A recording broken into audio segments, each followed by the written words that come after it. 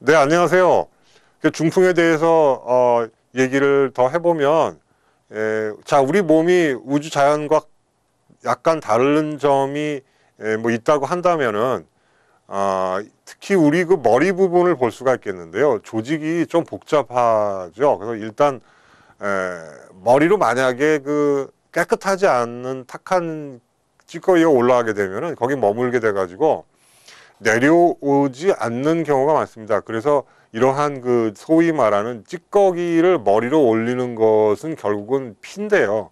피가 건강한 상태로 우리 몸에서 있다면은 자연히 내려올 수도 있겠지만은, 만약에 이런 복잡한 뇌조직이나 그 두뇌에 그 조직에 그대로 탁한 기운이 남게 되면은 상상하시는 대로 여러 가지 문제를 일으킬 수가 있는 것입니다. 뭐 대표적인 것이 뭐 중풍도 그렇지만은, 기본적으로는 두통이 난다거나 심하면은 어떤 경우에 뭐 우리가 얘기하는 간질, 전간, 자폐들도 사실은 그쪽으로 볼 수도 있는데, 자폐가 중풍이라는 뜻은 아니고요. 중풍이나 고혈압이라는 것이 가만히 있는데 피가 올라가서 그런 병이 생길 리는 없죠.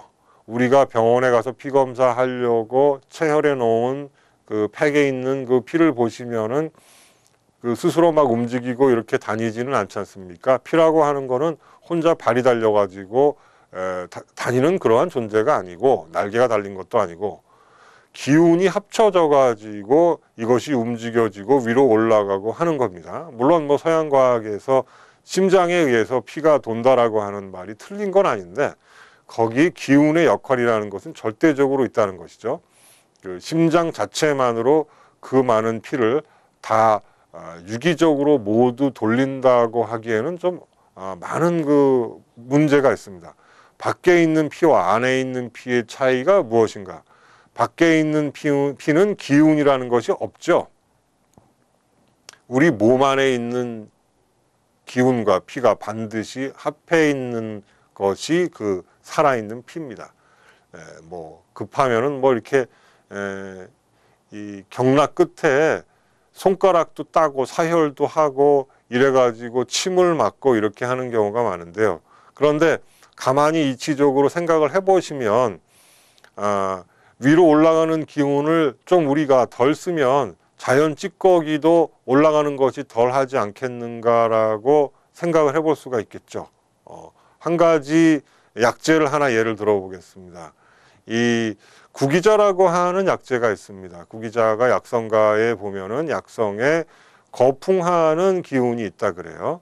바로 진액이 말라가지고 저리고 아픈 거를 이런 그 구기자가 갖고 있는 좋은 진액이 보충돼 주면서 저린 것도 없어지고, 좋아지고, 저릴 때 생기는 또 바람이 있습니다. 그거를 진정을 해줍니다. 구기자를 그래서 간을 돕는다라고 얘기를 하는 것이죠. 구기자라고 하는 것이 간을 돕지만 또 피를 맑힌다고도 할 수가 있습니다. 따지고 보면 구기자가 통하는 약인 거죠. 그 기능상으로 보면 우리가 통하는 약이라는 게 뭐 석창포나 뭐 사인 건강 막 이런 것들을 떠올게 되는데, 기운을 이렇게 통해주는 약들, 뭐 오늘 어떻게 약재를 얘기를 이렇게 몇 개를 하는데, 기운을 그럼 밑으로 내리는 얘기를 하다 보니까 하기한다.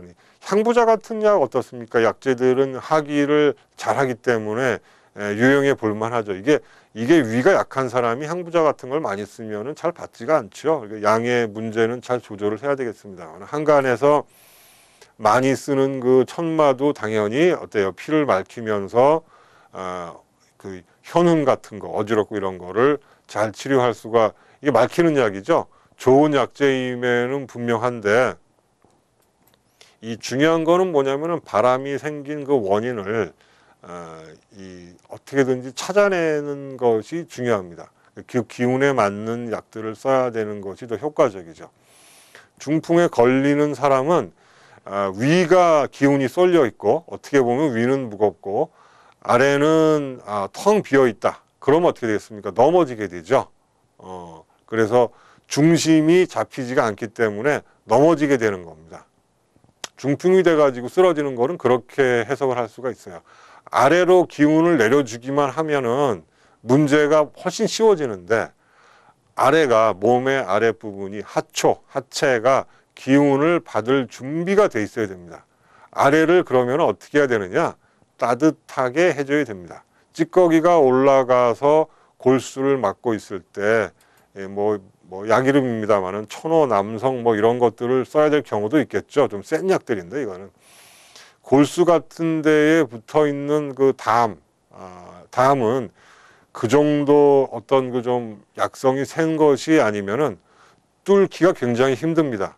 그래서 한간에서는 민간요법 같은 거로 이렇게 웅담 같은 걸 쓰기도 하고 그러는데, 그래서 이 중풍이라고 하는 일테면은 우리가 보면은 뇌에 피가 고였거나 심지어 터졌거나 이래가지고 말을 못하거나 반신이 불수가 되거나 이런 경우에 첫 번째 해야 될 작업 중에 하나는 그런 위로 확 쏠려가지고 막힌 부분을 1차적으로 소통을 시켜줘야 되겠다. 뚫어줘야 되겠다. 그러다 보니까 무슨 천원이 남성이니 이런 맹폭한 아주 열약이죠.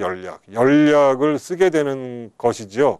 그렇지 않은 상태로 가다 보면은 기운을 막힌 상태로 어떠한 효과를 극적인 것을 보기가 상당히 어렵다고 봐야 되겠죠. 단 조심해야 될 거는 앞전에 말씀드린 대로 그런 약들은 일테면은 위장에 그렇게 협조적인 약들이 아니에요. 그래서 아무래도 빈속보다는 차라리 식후에 드시는 쪽으로 가면서 그런 어떤 양을 적절하게 조금씩 시작을 아무래도 해야 되겠죠. 더 중요한 거는 같이 약제의 방을 구성할 때 들어가는 약제들이 너무 자극적인 것을 조금 완화해 주는 것도 체력과 체질에 맞춰 가지고 하는 것도 중요할 것 같습니다. 그래서 일단 조금 막힌 부분이 조직체가 조금씩 혈맥이 뚫어진다라고 하면